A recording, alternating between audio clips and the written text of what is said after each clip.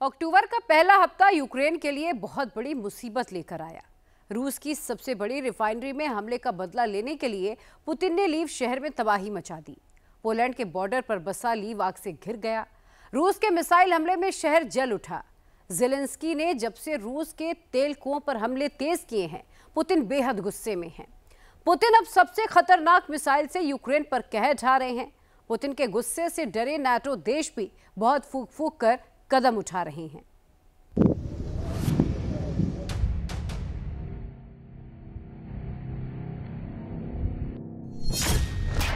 Putin के सीने में आग जल रही है।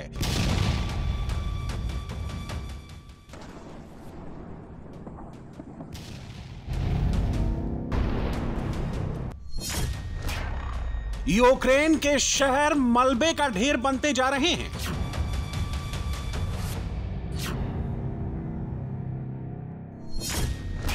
रूसी मिसाइलें यूक्रेन में तबाही मचा रही हैं।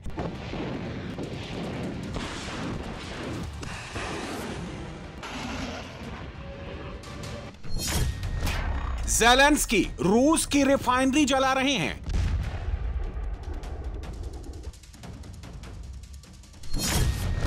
पुतिन यूक्रेन के शहरों में अग्नि तांडव कर रहे हैं।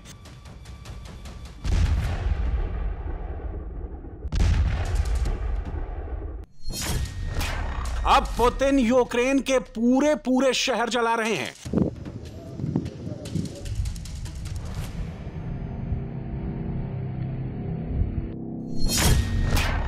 ज़ेलेंस्की तेल के कुएं जला रहे हैं।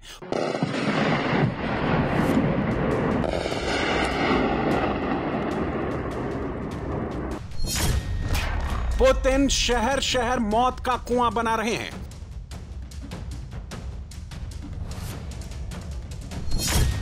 पांच अक्टूबर को रूस ने 700 ड्रोन से यूक्रेन पर धावा बोला। रूस ने 50 क्रूज मिसाइलें चलाकर यूक्रेन में तबाही ला दी। रूस ने 2 बैलिस्टिक मिसाइलें मारकर यूक्रेन के शहर धुआं धुआं कर दिए।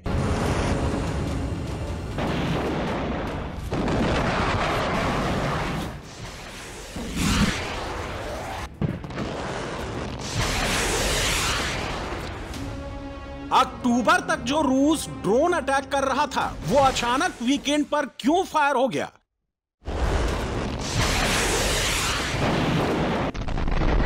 उसकी वजह रूस की ये जलती हुई रिफाइनरी है, जो रूसी अर्थव्यवस्था की रीढ़ है। ज़ेलेंस्की ने जैसे ही रूस की सबसे बड़ी रिफाइनरी पर हल्ला बोला, पुतिन का गुस्सा 7वें आसमान पर पहुंच गया। उसके बाद जो हुआ, उसकी तस्वीरें बहुत डरावनी हैं। रूसी बॉर्डर से सबसे दूर बसा यूक्रेन का शहर लीव जल रहा है। पूरे शहर में आग के शोले उठ रहे हैं। लीव के स्पैरो इंडस्ट्रियल पार्क से आग की लपटें उठ रही हैं। पोलैंड के बॉर्डर पर बसे इस यूक्रेनी शहर में चारों तरफ कोहराम मचा है। बड़ी बड़ी कंपनियों के दफ्तर जल रहे हैं। यहां रूस ने रात में सबसे बड़ा मिसाइल और ड्रोन अटैक किया है।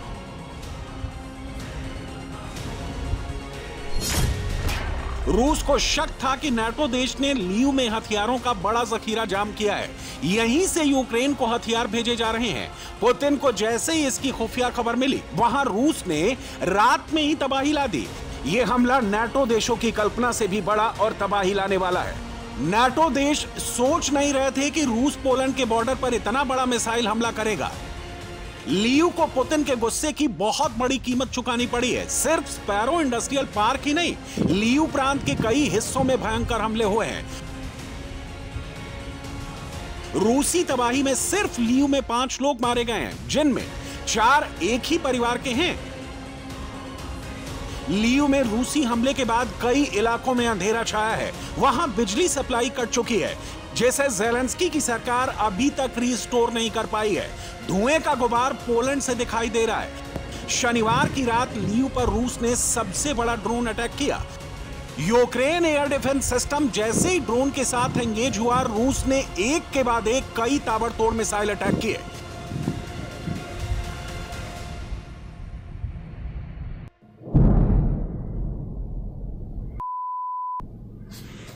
That's about the 15th explosion. Richard Woodruff British नागरिक हैं और कई साल से यूक्रेन के लीव शहर में रह रहे हैं। उन्होंने ऐसा शोर और गर्जना कभी नहीं सुनी जैसा लीव के आसमान में रात को सुनाई पड़ा।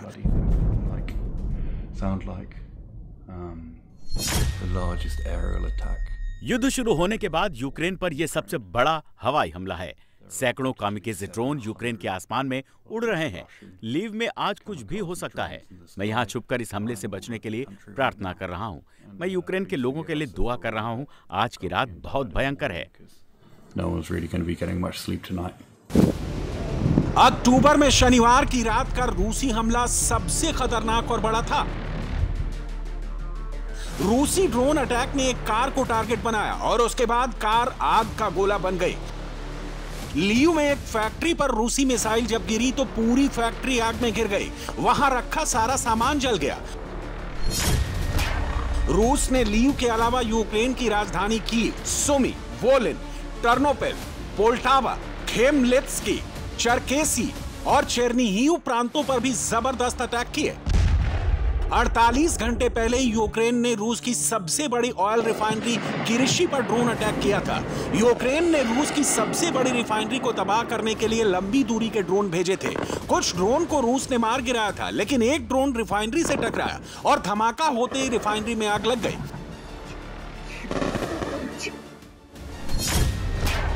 किरिशी रिफाइनरी रूस की सबसे बड़ी ऑयल रिफाइनरी है। यह सालाना 17.7 मीट्रिक टन यानी 3,55,000 बैरल तेल का उत्पादन करती है। रूसी तेल का 6.6% तेल सिर्फ किरिशी रिफाइनरी पैदा करती है। इसी रिफाइनरी में पेट्रोलियम प्रोडक्ट की सिंथेसिस भी की जाती है। ज़ेलेंस्की ने सितंबर से ही रूस की रिफाइनरी और गैस पाइपलाइनों को टारगेट करना शुरू कर दिया था। पहले बॉर्डर के करीब इलाकों में बनी रूसी रिफाइनरी को शॉर्ट रेंज ड्रोन से निशाना बनाया गया। फिर ज़ेलेंस्की ने ब्लैक सी की तरफ जाने वाली पाइपलाइनों पर हमले शुरू किए। अब ज़ेलेंस्की ने रूस के बहुत भीतर घुसकर ऑयल रिफाइनरी पर अटैक कराए हैं। रूस की किरिशी रिफाइनरी यूक्रेन के बॉर्डर से 790 किलोमीटर दूर है। इसी का बदला लेने के लिए पुतिन ने लीव सिटी पर हमला कराया, जहां से पोलैंड बॉर्डर सिर्फ 65 किलोमीटर दूर है। दरअसल रूसी अर्थव्यवस्था की रीढ़ तेल और गैस है। नाटो देशों के इशारे पर ज़ेलेंस्की रूस की इसी ताकत पर चोट कर रहे हैं ताकि युद्ध विराम के लिए रूस को मजबूर कर सकें। बदले में पुतिन जो कर रहे हैं उससे उबरने में यूक्रेन को दसियों साल लगेंगे।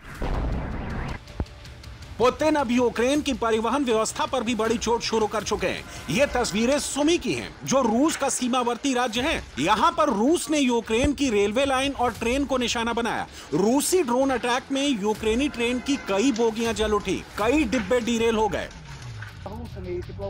ये ट्रेन सुमी के शोस्ताका रेलवे स्टेशन से राजधानी कीव जा रही थी।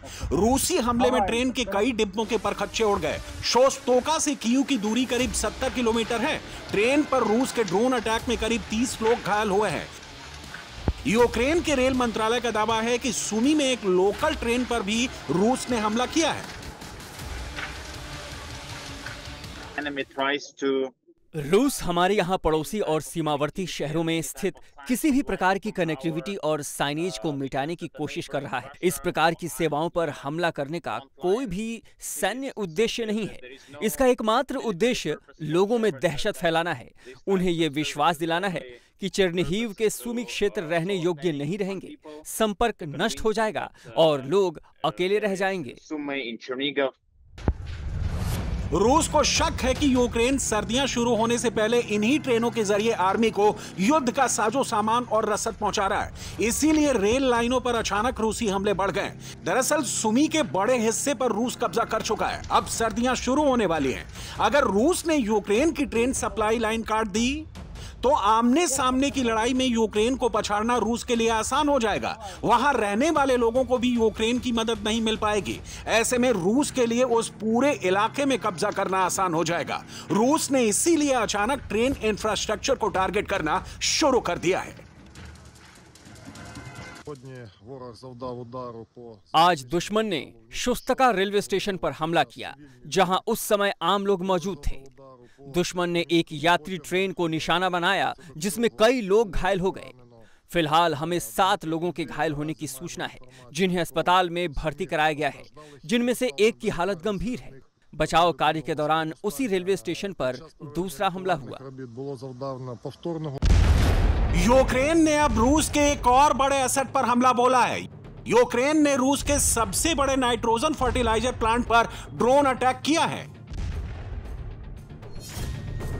पर्मक्राई में रूस का सबसे बड़ा नाइट्रोजन प्लांट है। यहां फर्टिलाइजर का प्रोडक्शन होता है, जिसका बड़ा हिस्सा एक्सपोर्ट कर रूस विदेशी मुद्रा कमाता है। इसके अलावा यहां विस्फोटक में इस्तेमाल होने के लिए केमिकल तैयार किए जाते हैं।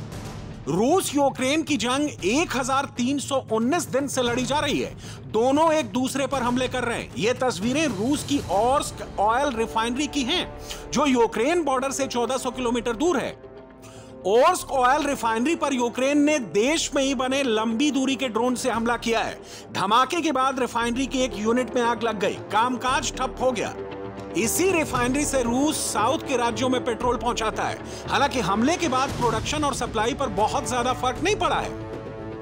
पुतिन के गुस्से का नया शिकार यूक्रेन के खार्किव प्रांत का पर्वोमाइस्क शहर बना है। ड्रोन अटैक के बाद खार्किव के कई रिहायशी इलाकों में आग लग गई। कारें जलकर राख हो गई, मकान बुरी तरह से क्षतिग्रस्त हो गए। खार्किव में रूसी स्ट्राइक के बाद कई घरों में आग लग गई। इस हमले में 31 लोग घायल हुए, जिनमें 10 बच्चे हैं।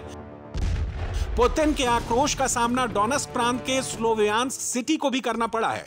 यहां रूस ने भीषण बमबारी की है। रूसी बमबारी में 26 घर और 20 कारें बर्बाद हो गईं। 2 महिलाओं समेत 6 लोग झुलस गए। रूसी मिसाइल जब एक रिहायशी अपार्टमेंट की दीवार से टकराई तो दीवार में बहुत बड़ा गड्ढा हो गया। अंदाजा लगाइए इसके बाद वहां रहने वालों का क्या हाल हुआ होगा। रूसी हमले में यूक्रेन के बॉर्डर स्टेट को सबसे ज्यादा झटका लगा है। ये मारियोपोल की तस्वीरें हैं। रूसी हमले से पहले यहां की बिल्डिंगें जगमगा रही थीं। रूसी हमलों के बाद खूबसूरत इमारतें खंडहर हो चुकी हैं। इन्हें दोबारा बनाने और तैयार करने में सालों साल लगेंगे। यूक्रेन के ज़पोरिज़िया में कुछ ऐसी बर्बादी हुई है। रूसी हमलों के बाद घरों में आग लग गई, इमारतें खंडहर हो चुकी हैं। लोग मलबे में अपना सामान खोज रहे हैं। कई लोग अपना बचा खुचा सामान लेकर जा रहे हैं, क्योंकि अब यहां लौटना मुमकिन नहीं है। पुतिन और ट्रंप के बीच अलास्का समिट के बाद रूस अब तक 8 बड़े हमले कर चुका है। पुतिन को ना ट्रंप रोक पा रहे हैं, ना नाटो के देश। ज़ेलेंस्की को समझ नहीं आ रहा कि वो पुतिन से कैसे डील करें। प्रिय यूक्रेन वासियों, आज लगभग पूरे दिन सुमी क्षेत्र के शोस्तका शहर पर रूस के क्रूर हमले हुए। रेलवे स्टेशन, ऊर्जा क्षेत्र, नागरिक बुनियादी ढांचे पर रूस ने हमले किए। ये ठेठ रूसी आतंक है। दर्जनों ड्रोन, एक हमला सीधे ट्रेन पर हुआ, एक साधारण पैसेंजर ट्रेन पर जिसका कोई सैन्य उद्देश्य नहीं था। दुर्भाग्य से एक व्यक्ति मारा भी गया। मैं अपनी संवेदनाएं व्यक्त करता हूं। घायल हुए 3 बच्चों में सबसे छोटा केवल 7 साल का है। सभी को आवश्यक सहायता मिल रही है।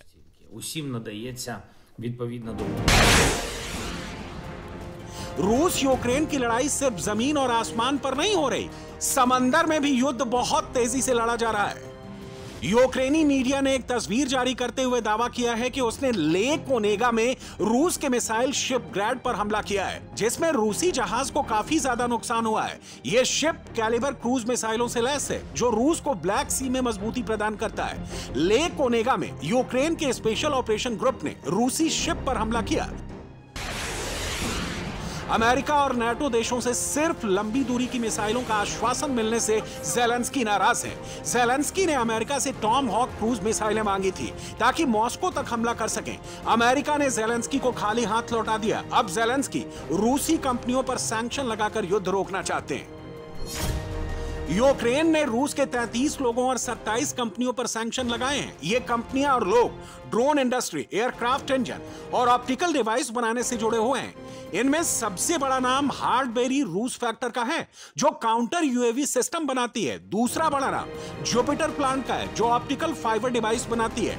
इसके अलावा एफपीवी ड्रोन बनाने वाली वॉल्डे ऑप्टो मैकेनिकल डिजाइन ब्यूरो पर भी यूक्रेन ने सैंक्शन लगाए हैं। रूस हर उस अवसर को नजरअंदाज या स्वीकार कर रहा है जो इस युद्ध को समाप्त कर सकता है और सुरक्षा की गारंटी दे सकता है। पुतिन आतंकवादी घृणित तरीकों से लड़ना और लड़ते रहना चाहते हैं। रूस को इसका जवाब जरूर मिलेगा। यूरोप, अमेरिका, G7, G20 के पास किसी भी आतंकवादी से निपटने की शक्ति है। мають силу, щоб розібратися з будь-яким терористом. अब सवाल उठता है कि ज़ेलेंस्की को जिस नाटो और अमेरिका ने पुतिन के खिलाफ दो हाथ करने के लिए मैदान में उतारा, वो अब खुलकर मदद क्यों नहीं कर रहा? क्यों ज़ेलेंस्की जो हथियार मांग रहे हैं नाटो देश वो हथियार नहीं दे रहे? उसकी वजह है ये मिसाइल जो पुतिन ने अब फिर से अपने साइलों से निकाली है। साइलो वो जगह होती है जहां मिसाइलें रखी जाती हैं। अब इस मिसाइल को फिर से तैनात कर दिया गया है। इसका नाम है यार्स मिसाइल। यार्स मिसाइल को नाटो देश RS-24 के नाम से जानते हैं। ये एक इंटरकॉन्टिनेंटल बैलिस्टिक मिसाइल है जिसे फिक्स और मोबाइल लॉन्चर दोनों से दागा जा सकता है। इसमें 1200 किलोग्राम का पेलोड है। यह परमाणु वॉरहेड ले जाने में सक्षम है। इसकी मार 10,500 किलोमीटर तक है, यानी यूरोप का कोई देश यार्स मिसाइल की मार से बच नहीं सकता। इसलिए नाटो देश भी खुलकर पुतिन के खिलाफ आने से डर रहे हैं।